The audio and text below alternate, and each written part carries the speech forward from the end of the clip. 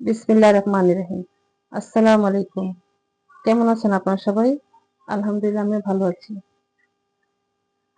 আজকে আপনাদের মাঝে আমি নিয়ে আসছি ফিন্নি রেসিপি। তো ফিন্নি তো আমরা সবাই কম বেশি বানাতে পারি। তো যা যা লাগবে চলেন দেখে নিই। আমাদের এখানে পোলার চাল আমি ১ কাপ, ছোট চায়ের কাপ পরিমাণে ১ কাপ চাল আমি এখানে ভিজিয়ে রেখেছিলাম ১০ থেকে ১৫ মিনিট। তারপর এটাকে আমি গুঁড়ো করে নিয়েছি। পাটায় গুঁড়ো করেছি। আপনারা চাইলে ব্লেন্ডারও ব্লেন্ড করে নিতে পারেন। তার সাথে আমি কিশমিশ এবং কাঠবাদাম একসাথে আমি বেটে নিয়েছি। আর লাগবে সাবুদানা।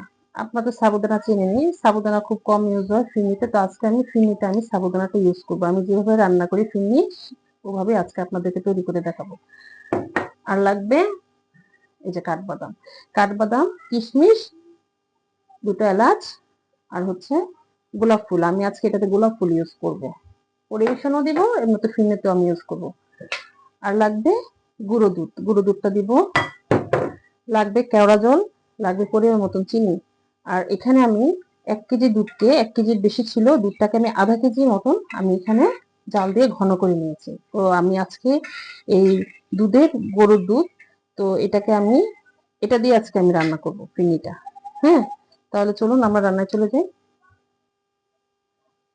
তো আমরা রান্নায় চলে আসলাম। তো জালটা জ্বালিয়ে দিই। বিসমিল্লাহির রহমানির রহিম। জালটা জ্বালিয়ে দিলাম। আমি প্রথমে এর মধ্যে আমি গুঁড়ো দুধটা দিয়ে দিব। বিসমিল্লাহির রহমানির রহিম। আপনারা গুঁড়ো দুধটা ইউজ করতে পারেন। আমি এটাতে গুঁড়ো দুধ দিয়ে দিলাম। আপনারা দুধের অনুযায়ী আপনারা গুঁড়ো দুধটা দিয়ে নিতে পারেন, বাড়িয়েও দিতে পারেন আবার কমিয়েও দিতে পারেন। যেহেতু এটা আমার আগে থেকে অলরেডি জাল করা ছিল দুধটা, তো আমি এর মধ্যে এখন এই দুধটুক দিয়ে দিলাম। দিয়ে দিব এলাচি। আমি ২টো এলাচি দিব। আমি এখানে অন্য কোনো গরম মশলা ইউজ করব না। আপনারা চাইলে তেজপাতা, দারচিনি এগুলো ইউজ করতে পারেন। আমার কাছে এত মশলা দিলে ভালো লাগে না, তো আমি শুধু এলাচিটা আজকে ইউজ করব। চাইলে আপনারা এলাচি গুঁড়ো করেও দিতে পারেন। তো আমরা বলক আসা পর্যন্ত অপেক্ষা করি।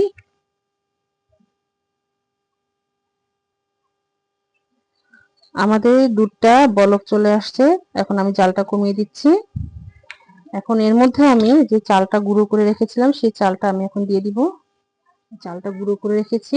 বিসমিল্লাহির রহমানির রহিম। এটা দিয়ে দিলাম। দিয়ে নাড়তে হবে অনবরত, তা না হলে চালটা দলা পেকে যাবে। এটা দিয়ে অনবরত নাড়াচাড়া করতে হবে। আর এখন দিয়ে দিব সাবুদানাটা। সাবুদানাটাও দিয়ে দিলাম। বিসমিল্লাহির রহমানির রহিম। সাবুদানা আর চালটা একত্র করে দিলাম।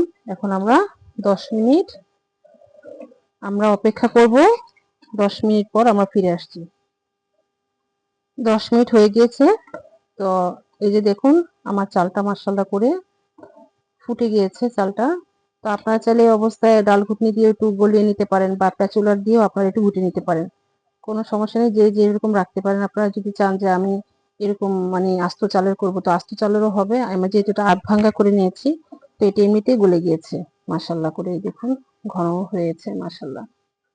দেখুন এখন আমি এর মধ্যে চিনি দিয়ে দিব, পরিমাণ মতন চিনি দিয়ে দিব।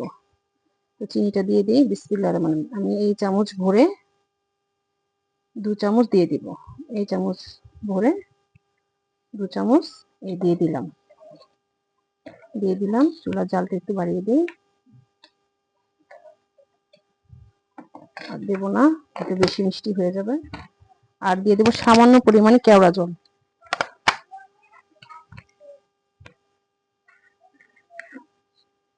কেওড়া জলটা আপনারা অবশ্যই ইউজ করবেন। আমি অল্প দিয়ে দিলাম। তো এখন আমি আরো ১০ মিনিট অপেক্ষা করব। তো তাহলে ১০ মিনিট পর ফিরে আসছি। ১০ মিনিট হয়ে গিয়েছে। মাশাআল্লাহ করে দেখুন যে ঘন হয়ে আসছে আমার ফিরনিটা। এটার মাশাআল্লাহ এত সুন্দর একটা স্মেল বের হচ্ছে। আপনারা যখন রান্না করবেন তখন আপনারা বুঝতে পারবেন। তো আমি যেহেতু পোলাও চাল দিয়ে করেছি, আপনারা চাইলে বাসমতি চালটা দিয়েও করতে পারেন। দুভাবেই করা যায়। তো মাশাআল্লাহ এই যে দেখুন অনেক ঘন হয়েছে, অনেকটাই ঘন হয়ে গিয়েছে মাশাআল্লাহ। এখন আমি এটাকে নামিয়ে ফেলবো।